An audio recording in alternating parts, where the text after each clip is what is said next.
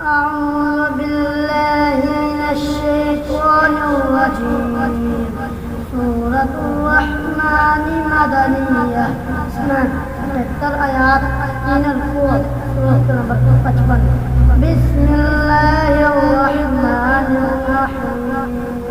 الرحمن علم القرآن خلق الإنسان علمه البيان الشمس والقمر بحسبان والنجم والشجر يسجدان والسماء رفعها ووضع الميزان ألا تطغوا في الميزان وأقيموا الوزن بالقسط ولا تخسروا الميزان والأرض وضعها للأنام فيها فاكهة والنخل ذات الأكمام والحب العصف والريحان فبأي آلاء ربكما تكذبان.